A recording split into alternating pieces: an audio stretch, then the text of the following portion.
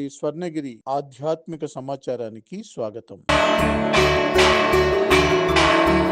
శ్రీ క్రోధినామ సంవత్సరం, ఉత్తరాయణం, ఫాల్గుణ మాసం, కృష్ణపక్షం, శిశిర ఋతువు, అష్టమి, శనివారం, మార్చి 22వ తేదీ. కలియుగ ప్రత్యక్ష దైవమైన స్వర్ణగిరి శ్రీ వెంకటేశ్వర స్వామి వారికి ప్రాతకాలంలో అర్చక స్వాములు సుప్రభాత సేవను విశేషంగా నిర్వహించడం జరిగింది.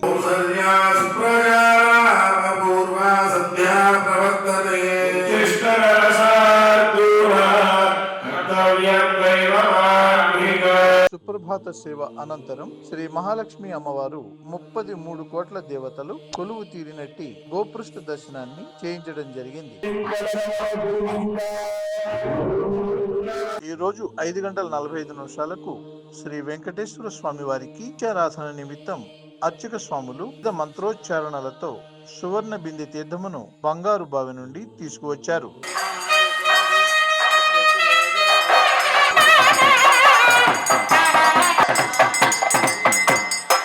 ఉదయం 5:30 అలంకార ప్రియుడైన స్వర్ణగిరి శ్రీ వెంకటేశ్వర స్వామి వారికి అర్చక స్వాములు సుగంధ భరితమైన పుష్పమాలలతో పట్టు పీతాంబరములను మేళతాళ మృదంగ మంగళధ్వనుల మధ్య తీసుకుని వచ్చి శ్రీ స్వామి వారికి తోమాల సేవ జరిగింది.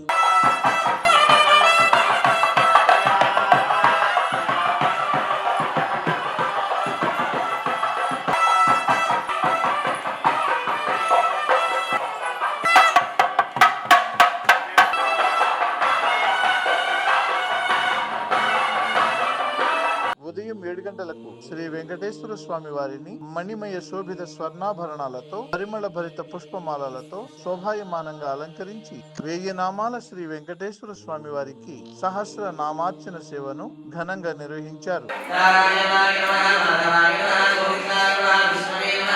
ఈ రోజు ఉదయం స్వర్ణగిరి క్షేత్రంలో లోక కళ్యాణం కోసం అర్చక స్వాములు శ్రీ సుదర్శన నారసింహ హవనంను నిర్వహించారు. ఉదయం 9 గంటల నుండి 10 గంటల వరకు శ్రీదేవి భూదేవి సమేత శ్రీ శ్రీనివాసుడికి వసంతోత్సవ సేవను ఘనంగా నిర్వహించారు.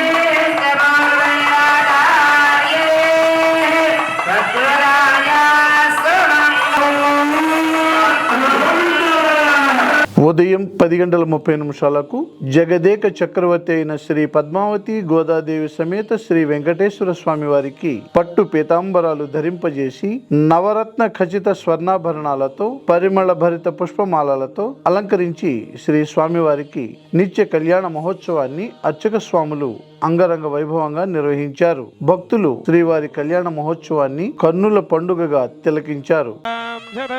మంగళ్యధారణ ముహూర్తః శుభముహూర్తో అస్తు.